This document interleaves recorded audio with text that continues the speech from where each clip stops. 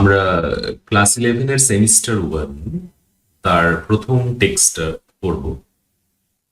আমরা প্রথম দিন পড়ছি an astrologer's day. An astrologer's day একটা শর্ট স্টোরি এবং তার রাইটার হচ্ছে আর কে নারায়ণ। আর কে নারায়ণের পরিচয় আমরা জেনে নিই। প্রথমে আর কে নারায়ণ জন্মেছিলেন 1906 এবং মারা গেছেন 2001. He was one of the most famous Indian writers in English. Indian writers যারা ইংলিশে লেখালেখি করেছেন তাদের মধ্যে তিনি একজন বিখ্যাত লেখক। তার পুরো নাম রশিপুরম কৃষ্ণস্বামী আয়ার নারায়ণস্বামী। আমরা ছোট করে বলি আর কে নারায়ণ। জন্মেছিলেন কবে? He was born on 10th October 1906 in Madras, যার এখনকার নাম হচ্ছে চেন্নাই। ভারতবর্ষে জন্মেছেন, তখন নাম ছিল মাদ্রাজ সেই শহর, এখন Chennai. Narayan is best known for creating the fictional South Indian town Malgudi. একটা বিখ্যাত কাল্পনিক শহর, তার অনেক লেখাই পাওয়া যায়, তার নাম মালগুড়ি, মালগুড়ি শহর। Where many of his stories and novels are set. His writing is simple, humorous, খুব সহজ ভাষা, তার মধ্যে হাস্যরসের উপাদান আছে, and focuses on everyday life in Indian society. এবং ভারতীয় সমাজের বিভিন্ন উপাদান, প্রতিদিনের আমাদের জীবনযাত্রার উপাদান, সেগুলো আমরা তার গল্পে খুঁজে পাই। তার বিখ্যাত কিছু লেখা এখানে উল্লেখ করা হলো, যেমন Swami and friends, the bachelor of arts, the guide. গাইডের জন্য তিনি সাহিত্য একাডেমি অ্যাওয়ার্ড পেয়েছিলেন, এবং Malgudi tales. His works were admired for their gentle irony, a realistic portrayal of middle-class Indian life. Narayan was also awarded the Padma Bhushan, Padma Vibhushan, two of India's highest civilian honors. Padma Bhushan পেয়েছেন, পদ্মবিভূষণ পেয়েছেন। তিনি পরলোক গমন করেছেন 13th May 2001 at the age of 94. This is all about আর কে নারায়ণ, রশিপুরম কৃষ্ণস্বামী নারায়ণ, কিংবা রশিপুরম কৃষ্ণস্বামী আয়ার নারায়ণস্বামী। এই যে fictional town Malgudi, সেই মালগুড়ির বিভিন্ন ক্যারেক্টারদের জীবন নিয়ে তার একটা শর্ট স্টোরির কালেকশন আছে, সেটাই হচ্ছে এই মালগুড়ি ডেজ। এই মালগুড়ি ডেজ তার প্রথম গল্পটা আমরা দেখব, সেটাই হচ্ছে an astrologer's day. An astrologer's day. অ্যাস্ট্রোলজার্সকে, অ্যাস্ট্রোলজার্স হচ্ছে সেই ব্যক্তি যিনি আমাদের হাত দেখেন এবং হাতে হস্তরেখা গণনা করেন এবং মানুষের ভাগ্য বলে দেন। তা এইরকম একজন অ্যাস্ট্রোলজার্সের একটা দিনের গল্প, সেটা নিয়েই আমাদের শর্ট স্টোরিটা অ্যান অ্যাস্ট্রোলজার্স ডে। আমরা পড়া শুরু করি।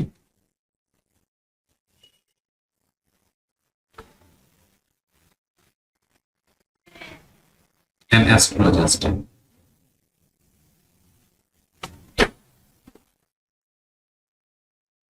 শুরু হচ্ছে এইভাবে, পাংচুয়ালি। প্রথম যে শব্দটা, সেটা একটা অ্যাডভার্ব দিয়ে শুরু হচ্ছে, পাংচুয়াল। পাংচুয়াল, আমরা কাউকে পাংচুয়াল বলি। পাংচুয়াল কাকে বলি? যে ঠিক সময়ে আসে। তাহলে পাংচুয়ালি শব্দের বাংলা মানে এইরকম করতে পারি, ঠিক সময় মতো, in time, at midday, মধ্যাহ্নে, দুপুর বেলায়। হি, শুরু হচ্ছে একটা প্রোনাউন দিয়ে, হি। আমাদের গল্পের যে মেইন ক্যারেক্টার, যিনি একজন অ্যাস্ট্রোলজার, তাকেই বোঝানো হচ্ছে হি দিয়ে। তিনি কি করেন? তিনি ওপেনড হিজ ব্যাগ, তার ব্যাগ ওপেন করেন মানে খোলেন, অ্যান্ড স্প্রেড আউট, বিছিয়ে দেন হিজ প্রফেশনাল ইকুইপমেন্ট। প্রফেশনাল, তার জীবিকার সঙ্গে যুক্ত ইকুইপমেন্টস, টুলস বলতে পারি আমরা, যে জিনিসগুলো তার জীবিকা জন্য লাগে, সেই সামগ্রীগুলো। সেগুলোর মধ্যে কি আছে? কনসিস্টেড অফ মানে যেগুলোর মধ্যে আছে, মানে যে জিনিসগুলো দিয়ে তার সেই ইকুইপমেন্টটা গঠিত, বা ইকুইপমেন্টস গুলো, যে জিনিসগুলো, সেগুলো কি কি? সেগুলো হচ্ছে এ ডজন, এক ডজন মানে হচ্ছে 12টা প্রায়। কড়ি শেল, কড়ি শেল, আমরা কড়ি, ছোটবেলায় বা পুজোতে কড়ি লাগে আমাদের। হ্যাঁ, আমরা এখানে ছবি রেখেছি কড়ি, এই যে একটা সামুদ্রিক জীব, যেটা আমরা অনেক কাজে লাগাই। এবং এটাকে ভালো কিছুর স্মারক হিসাবে মনে করা হয়। A square piece of cloth, square piece বলতে কি বোঝাচ্ছে? স্কোয়ার পিস মানে একটা চৌকোনো বর্গাকার একটা ক্লথ। ক্লথ মানে হচ্ছে একটা কাপড়ের টুকরো।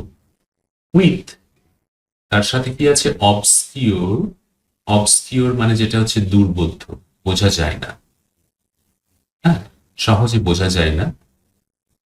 মিস্টিক, মিস্টিক শব্দের বাংলা আমরা করতে পারি রহস্যময়। মিস্টেরিয়াস, চার্টস অন ইট, তাহলে সেই স্কোয়ার পিস অফ ক্লথের উপরে কিছু একটা রহস্যময় চার্ট আঁকা আছে।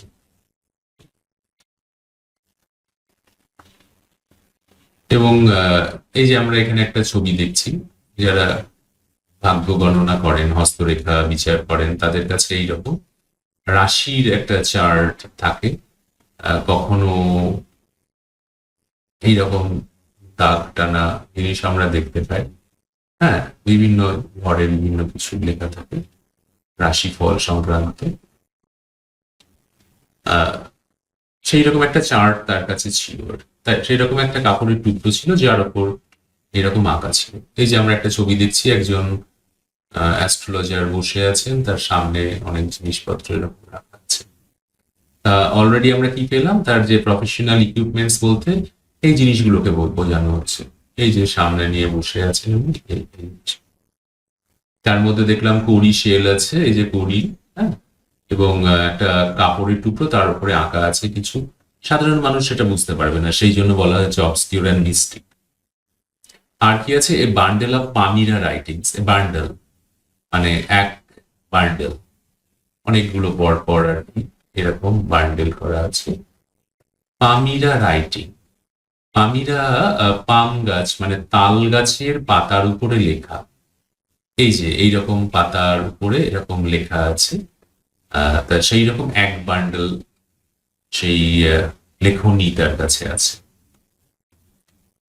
হিজ ফোরহেড, ফোরহেড শব্দের মানে হচ্ছে যে কপাল, কপাল, তার কপাল ওয়াজ রেসপ্লেন্ডেন্ট।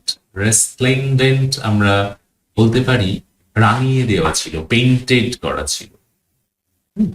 With sacred ash and vermilion, দুটো জিনিস তার কপাল রাঙানো ছিল। একটা হচ্ছে পবিত্র ছাই, মাথায় ছাই আমরা দেখি যে সাউথ ইন্ডিয়ায়, হ্যাঁ, এরকম কপালের এরকম আড়াআড়ি ছাইয়ের দাগ দেওয়ার একটা প্রথা আছে আর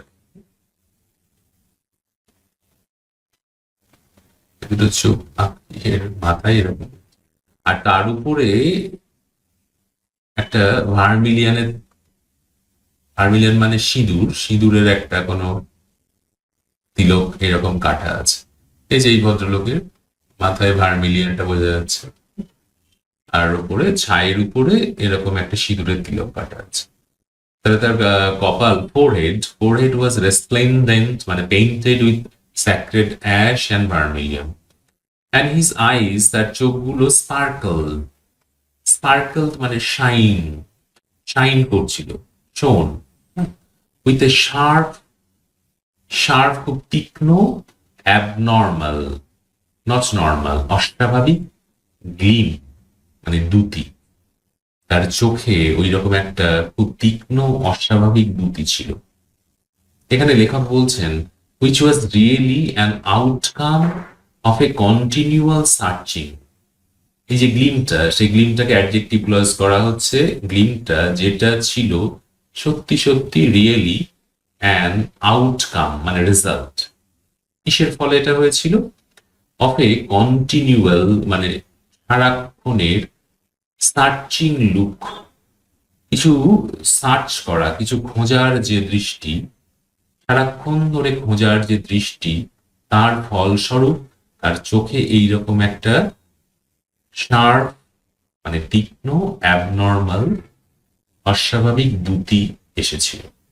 কিসের খুঁজছে, কি খুঁজছে সেই চোখ, ফর কাস্টমার্স মানে তার খরিদ্দার খোঁজার জন্য তার চোখে এইরকম দ্যুতি এসেছিল। তো মজা, আমরা বলেছিলাম যে আর কে নারায়ণের রাইটিং এর মধ্যে হিউমার্স থাকবে, তো এইখানটায় লেখক কমেন্ট করছেন তার চোখটা চকচক করছে, কিন্তু এই চকচক ব্যাপারটা হচ্ছে সে যে সবসময় তার খরিদ্দারকে খুঁজে বেড়াচ্ছে আর কি, তার জন্য চোখ সেই সময় সবসময় জ্বলতো তার।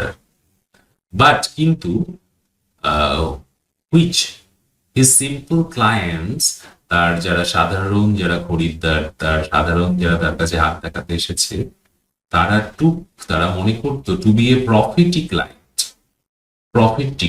প্রফেট যারা হচ্ছে ভবিষ্যৎ বক্তা, হ্যাঁ, তারা হচ্ছে প্রফেট, সেই প্রফেটিক লাইট তার চোখে সেই রকম ভবিষ্যৎ দেখতে পাওয়ার যে আলো, সেইটা তার চোখে জ্বলছে। সাধারণ মানুষ এটা মনে করত, অ্যাকচুয়ালি সেটা হচ্ছে তার খরিদ্দার খোঁজার জন্য তার চোখ চকচক করছে, আর সাধারণ মানুষেরা মনে করতো যে না, তার মধ্যে একটা বড় প্রজ্ঞার দৃষ্টি আছে, একটা ভবিষ্যৎ দেখার ক্ষমতা আছে, সেই জন্য চোখ এত দ্যুতিময়। হ্যাঁ, তাদের সাধারণ যারা তার কাস্টমার্স, তারা কমফোর্টেড ফিল করতো, মানে তারা এইরকম চোখ দেখে আশ্বস্ত হতো, স্বস্তি পেত। এইটা হচ্ছে কি যে তাহলে ফার্স্ট আমরা দেখলাম প্যারাগ্রাফের প্রথম অংশটা এইরকম কি সম্বন্ধে বর্ণনা করলো, যে this is all about the astrologer, তার অ্যাপিয়ারেন্স, ফেশিয়াল অ্যাপিয়ারেন্স, তার মুখের গঠন, তার দেখতে কেমন, সবকিছুর বর্ণনা দেওয়া হলো। আর এখনো শেষ হয়নি, আমরা পরে ইয়েতে যাচ্ছি। দ্য পাওয়ার অফ হিস আইজ, তার এই যে চোখের ক্ষমতা, ওয়াজ কনসিডারেবলি এনহ্যান্সড, কনসিডারেবলি মানে যথেষ্ট পরিমাণে, এনহ্যান্সড মানে রেজড, ইনক্রিজড বাড়ানো হয়েছিল, বাই দেয়ার পজিশন তাদের অবস্থানের জন্য, তাদের এই তার চোখের এই ঔজ্জ্বল্য, তার চোখের এই ক্ষমতা আরো বেড়ে গেছে। কেন, কোথায় ছিল চোখ, চোখ তো নিজের জায়গাতেই ছিল, কিন্তু এখানে বলছেন প্লেসড, সেটা প্লেসড করা ছিল আর ছিল as they were between the painted forehead and the dark whiskers, কালো ঘন দাড়ি, whiskers, আর পেইন্টেড ফোরহেড রাঙানো যে কপাল, তার মাঝে ছিল এই চোখ, তার জন্য সেগুলো, সেই চোখের ক্ষমতা, পাওয়ার এনহ্যান্সড হয়েছিল যথেষ্ট পরিমাণ, কনসিডারেবল। কিরকম দাড়ির বর্ণনা এখানে ক্লজ করা আছে, যেটা স্ট্রিমড ডাউন হিজ চিকস, তার চিবুক থেকে নিচের দিকে নেমে গেছে। তাহলে আমরা কি বলতে পারি, যে এইরকম একটা ব্যাপার, তার যদি ছবি আঁকি, তার কপাল এবং এইখান থেকে দাড়ি, হুইস্কার নেমেছে, চোখগুলো একটু বড় করে আঁকি, আর উপরে হচ্ছে কি যে ফোরহেড একটা ড্যাশ আছে, ভার্মিলিয়ান আছে, আর নিচে এরকম দাঁড়িয়ে আছে। এই এই থাকার জন্য, এই দুটো পজিশনের জন্য তার চোখের গ্লিম, দ্যুতি, শাইন, এটা আরো রেজড হয়েছে, বেড়েছে।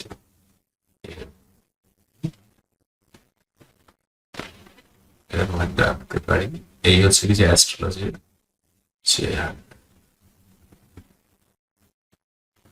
চোখটার শাইন হচ্ছে।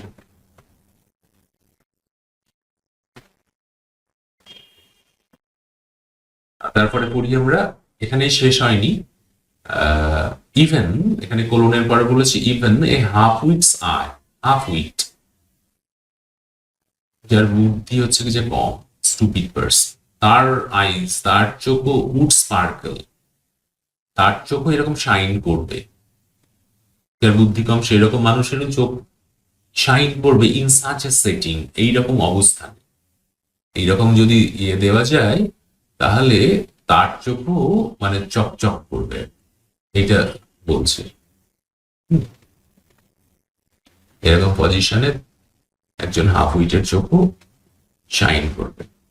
টু ক্রাউন মানে টু অ্যাড, এটাকেও আরো বাড়াচ্ছে, এর সাথে আরো সংযোজিত হচ্ছে দ্য ইফেক্ট, মানে এই এত কিছু করে তো দারুণ চোখের গ্লিম বেড়েছে, শাইন বেড়েছে, তার উপরই আরো কি হয়েছে সেটাকে আরো বাড়ানো হচ্ছে এইভাবে যে হি ওন্ড, মানে জড়িয়ে রেখেছে, ওয়াইন্ডের ফার্স্ট ওন্ড এ স্যাফরন কালার্ড টার্বান, একটা স্যাফরন কালারের একটা পাগড়ি সে মাথায় বেঁধে রেখেছে। স্যাফরন মানে হলুদ, গেরুয়া, সে গেরুয়া কালারের একটা পাগড়ি তার মাথায় বাঁধা আছে।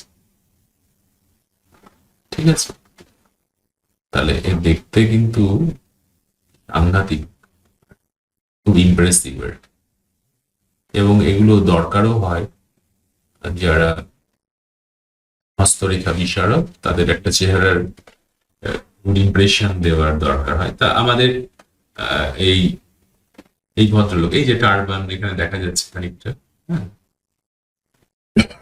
সরি,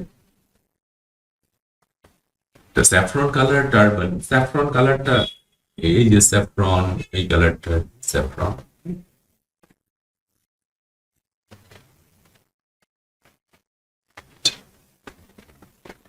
এনিওয়ে আবার ফিরে যাই টেক্সটে। ইন্টারেস্টিংলি তিনি বলছেন this colour scheme never failed, এইরকম রঙের যে বিষয়টা সেটা কখনো, রঙের যে পরিকল্পনা সেটা কখনো ব্যর্থ হয়নি বা হয় না। মানে তার যার জন্য এইরকম সাজগোজ পোশাক সেটা কখনো ব্যর্থ, মানে ক্লায়েন্টরা, মানে he simple clients were easily impressed with his look, appearance, attire. People were attracted to him. লোকজন তার কাছে আকর্ষিত হতো, as bees are attracted to cosmos or dahlia stalks. মৌমাছিরা যেমন কসমস কিংবা ডালিয়া ফুলের দিকে আকর্ষিত হয়, সেই রকম লোকজন তার কাছে যেত। এখানে একটা সিমিলির উদাহরণ বলতে পারি আমরা, তুলনা করা হয়েছে, মানুষজনকে তুলনা করা হয়েছে তার সাথে, মৌমাছির সাথে, তার ক্লায়েন্টসদের তুলনা করা হয়েছে মৌমাছির সাথে, এবং তাদের যাওয়াটা হচ্ছে যেমন ফুলের দিকে যায়, এখানে সেই রকম ফুলগুলোকে তুলনা করা হয়েছে তার সাথে। আচ্ছা, তুলনার একটা লজিক থাকা উচিত কেন, যেটা আমার মনে হচ্ছে যে মৌমাছি ফুলে যায় মানে একদম ঝাঁক বেঁধে নয়, একটা একটা করে যায়, তারা মধু নেয় আবার ফিরে আসে। এখানেও একটা একটা করে মানুষ তার কাছে যায়, তাদের হাত দেখায়, ভাগ্য সম্বন্ধে জানে, এইভাবেই চলে। কোথায় সে হাত দেখতে বসেছে সেটা কিন্তু এখনো পায়নি, কিন্তু দিনের বেলায় এবং ঠিক সময় মতো সে একটা জায়গায় বসতো, এবং তার জিনিসপত্র বিছিয়ে বস্তু এবং তার চেহারার বর্ণনা আপাতত পেয়েছি। এবার কোথায় সে বস্তু সেটা আমরা দেখি। টোটাল গল্পটা চলছে মালগুড়ি শহরের কোন একটা জায়গায়। মালগুড়ি হচ্ছে, আরেকবার মনে করিয়ে দিই, আর কে নারায়ণের একটা কাল্পনিক শহর। কোন এক সময় আর কে নারায়ণকে জিজ্ঞাসা করেছিল যে where is this, where is this town. তিনি বলেছিলেন যে মালগুড়ি শহর পৃথিবীর যে কোনো জায়গায়, এরকম কোন শহর যে পৃথিবীর ম্যাপে আছে তা নয়। কারণ তার মধ্যে, এটা ভারতের যে কোনো জায়গা, কারণ তার মধ্যে আমরা দেখবো আমাদের চেনা জীবনের বিভিন্ন উপাদান সেখানে আছে। আচ্ছা, এবার আমরা দেখছি যে সে বস্তু কোথায়। He sat under a boughs of a spreading tamarind tree. Bough মানে হচ্ছে যে গাছের ডালপালা, branches, of a spreading tamarind tree. একটা ট্যামারিন্ড মানে হচ্ছে তেঁতুল গাছ। তেঁতুল গাছ এখানে একটা ডালপালা ছড়িয়ে মানে স্প্রেড করে আছে তার বাউস গুলো, সেই রকম একটা ট্যামারিন গাছের তলায় সে বস্তু। তেঁতুল গাছটা কি? হুইচ ফ্ল্যাঙ্কড ফ্ল্যাঙ্কড কোন একটা জায়গায় থাকা, কারোর পাশে থাকা। ফ্ল্যাঙ্কড এ পাথ, একটা রাস্তার পাশে ছিল, যে রাস্তাটা রানিং, এই যে পার্টিসিপল করা আছে, যেটা গেছিল through the town hall park. Town hall park Malgudi শহরে একটা পার্ক হচ্ছে টাউন হল পার্ক। অন্য গল্পে আমরা দেখেছি সেখানে একটা টাউন হল আছে, একটা কমিউনিটি হলের মতো। সেই রকম একটা পার্ক, একটা বাগান, যার নাম দেওয়া আছে টাউন হল পার্ক। সেই টাউন হল পার্কে ভিতর দিয়ে একটা রাস্তা গেছে এবং সেই রাস্তার পাশে আছে একটা ট্যামারিন্ড ট্রি, এবং ট্যামারিন ট্রিটা বড় বেশ, তার ডালপালা ছড়িয়ে বসেছে, এবং সেই ট্যামারিন ট্রির তলায় বসতেন এই astrologer. It was a remarkable place. এই জায়গাটা বেশ উল্লেখযোগ্য জায়গা। ইন মেনি ওয়েজ, অনেক দিক দিয়ে এটা উল্লেখযোগ্য। কেন? A surging crowd always moving up and down this narrow road. এই রাস্তাটা ন্যারো ছিল। এই রাস্তার উপর দিয়ে অনেক মানুষজন যাতায়াত করতেন সকাল থেকে রাত অব্দি। সার্জিং ক্রাউড বলতে বোঝানো হচ্ছে অনেক মানুষজনের ভিড় সেখানে হতো। তারা মুভ করতো আপ অ্যান্ড ডাউন, মানে সেই রাস্তা দিয়ে যাতায়াত করতো, এবং সকাল থেকে রাত অব্দি। তাহলে এখানে অনেক কাস্টমার পাওয়ার আশা ছিল, সেই জন্যই ওই অ্যাস্ট্রোলজার সেখানে বসতো। আর কি হতো? A variety of trades and occupation were represented. বিভিন্ন রকমের ব্যবসা, অকুপেশনস মানে জীবিকা, সেখানে রিপ্রেজেন্টেড হতো। সেখানে বিভিন্ন রকম ব্যবসাদাররা বা যারা হচ্ছে যে ব্যবসা করতে আসতো সেখানে, অল অ্যালং ইটস ওয়ে, এই রাস্তার উপাস জুড়ে বিভিন্ন লোকেরা বসত। যেমন হচ্ছে মেডিসিন সেলার্স, ওষুধ বিক্রেতা, সেলার্স অফ স্টোলেন হার্ডওয়্যার, যারা হচ্ছে কি যে চুরি করা জিনিসপত্র বেচত, এবং জাঙ্কস, সেকেন্ড হ্যান্ড জিনিসপত্র বেচত। ম্যাজিশিয়ানস, জাদুকরেরা থাকতেন, and above all an auctioneer of cheap cloth. সস্তায় জামা কাপড় বেচার জন্য অকশন হতো, যে অকশন করে তাকে বলছে অকশনিয়ার, মানে নিলামে সস্তার জামা কাপড় বিক্রি হতো। এবং সেই ভদ্রলোক নিলাম করা মানে জিনিসের দর হাঁকা, যে 100 টাকা 100 টাকা 100 টাকায় বিক্রি হচ্ছে, 100 টাকায় বিক্রি হচ্ছে, এইরকম করে সে চিৎকার করে করে জিনিসপত্রের দাম বলতো, পোশাকের দাম বলতো। সেই জন্য বলেছে হু created enough dean all day, সারাদিন ধরে বিশাল সেইখানে একটা উটোপাটা লাগিয়ে রাখতো, সেখানে একটা ব্যস্ততা সৃষ্টি করতো, to attract the whole town, সারা শহরকে সেখানে ডেকে আনার জন্য। এই যে লেখক এখানে সেন্স অফ হিউমার ইউজ করেছেন, পুরো শহরকে সেখানে ডেকে আনতো, ডেকে আনার মতো সে উটোপাটা করতো, সে এত ব্যস্ততা করতো, চিৎকার করতো। নেক্সট টু হিম মানে তার পাশে, সেই অকশনিয়ারের পাশে বসতো এ ভেন্ডার, একজন ব্যবসাদার। Fried ground nuts, ground nuts মানে হচ্ছে কি যে চীনা বাদাম, বাদাম মেলায় যে বাদাম বিক্রি হয়, বাদাম ভাজা বিক্রি হয়। আর ইন ভসিফেরাসনেস মানে কি, মানে ভসিফেরাস মানে হচ্ছে কি যে ফুল অফ নয়েজ, চিৎকার চেঁচামেচি পূর্ণ। তাহলে ইন ভসিফেরাসনেস মানে এইরকম একটা চিৎকার চেঁচামেচি হট্টগোল আবহাওয়ার মধ্যে সেখানে বসতো একজন ভেন্ডর, বা আবহাওয়া সৃষ্টি করে বসতো আর কি, সেটা বলা ভালো। মানে সেও চিৎকার চেঁচামেচি করতো এই ভেন্ডর, অনেক হট্টগোল করতো আর কি। এই হট্টগোলের মধ্যে, হট্টগোলকে সাথে নিয়ে সেখানে বসতো একজন প্রাইমড গ্রাউন্ডনাটস বিক্রেতা। Who gave his ware, ware মানে এখানে তার বাদামের বলা হচ্ছে, জিনিসটাকে বোঝানো হচ্ছে, তার সামগ্রীর নাম দিত ফ্যান্সি নেম, কাল্পনিক নাম দিত। মানে যে বাদাম ভাজা বিক্রি করতো তার এক এক দিন এক একটা কাল্পনিক নাম দিত, ইচ ডে, প্রত্যেকদিন আলাদা আলাদা নাম। কলিং ইট কি বলতো, কখনো সেগুলোকে বলতো বোম্বে আইসক্রিম। কিছু অদ্ভুত ব্যাপার, বোম্বে আইসক্রিম মানে বোম্বে থেকে আসা ice cream, one day. And on the next বলতো ডেইলি আমান্ড, দিল্লির আমান্ড, হ্যাঁ।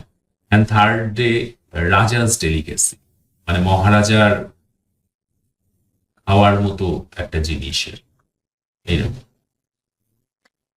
And so on and so fourth, মানে এক একদিন এইরকম দিতেই থাকতো, দিতেই থাকতো। এইগুলো আমাদের যেহেতু এমসিকিউ, আমাদের প্রশ্ন সলভ করতে হবে, এই যে নামগুলো আমাদের খেয়াল রাখতে হবে। কোনোদিন দিত বোম্বে আইসক্রিম, কোনোদিন ডেলি আমন্ড, কোনোদিন Raja's delicacy. And people flock to him, লোকজন তার কাছে গিয়ে গ্যাদার্ড করতো, ভিড় করতো, ভিড় জমাতো বাদাম কেনার জন্য। A considerable portion of this crowd, বেশ যথেষ্ট পরিমাণ অংশ, আহ, এই ভিড়ের যথেষ্ট অংশ ড্যালিড বিফোর দ্য অ্যাস্ট্রোলজার্স, এই অ্যাস্ট্রোলজারের কাছেও যেত, এই অ্যাস্ট্রোলজারের কাছেও যেত তারা। The astrologer transacted his business, transact করতেন, তার ব্যবসা চালাতেন, executed his business by the light of a flare, কিসের আলোতে, একটা শিখা, শিখা, আগুনের শিখার আলোতে তার ব্যবসা চালাতেন। হুইচ ক্র্যাকেলড, যেটা আওয়াজ করত, আগুনেরও একটা আওয়াজ আছে, শিখার আওয়াজ আছে। অ্যান্ড স্মোকড আপ, এবং সেখান থেকে ধোঁয়া উপরের দিকে নির্গত হতো। Above the ground nut heap, সেই বাদাম বিক্রেতার যে হিপ গ্রাউন্ড নাটের, তার উপর থেকে এরকম বের, একটা আঁকতে পারি ছবি, ইন্টারেস্টিং হতে পারে। এই যে বাদাম বিক্রেতা এরকম হয়তো বসে আছে, সব বাদাম,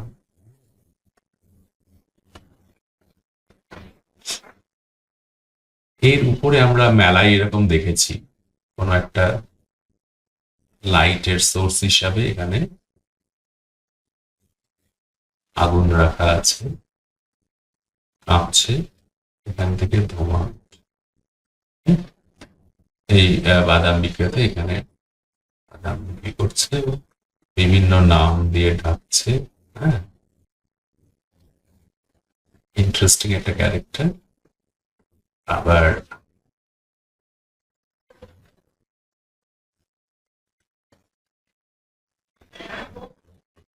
এই বাদাম বিক্রেতার গ্রাউন্ড নাট হিপ, এটা গ্রাউন্ড নাটের হিপ, হিপ মানে হচ্ছে কি যে স্তূপ, এই স্তূপের উপরে একটা আলোর শিখা জ্বলতো, এই আলোর শিখায় আলোকিত জায়গায় সেই আমাদের অ্যাস্ট্রোলজার্স তার হাত দেখার ব্যবসাটা চালাতে।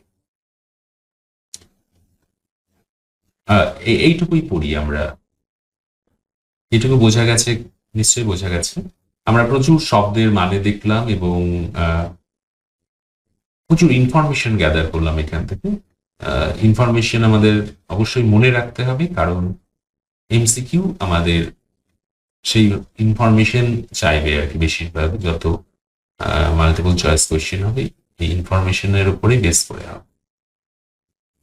ওকে, থ্যাংক ইউ। আজকের ভিডিওটা এইটা, বাকি টেক্সটটা আবার আর একটা ভিডিওতে পড়বো আমরা। এরকম ছোট ছোট বেশ কয়েকটা ভিডিওতে আমরা পুরো টেক্সটটা পড়লাম, আশা করি তাহলে। আর তারপরে আমরা দেখে নেবো এমসিকিউ সলভ করতে পারছি কিনা। Thank you.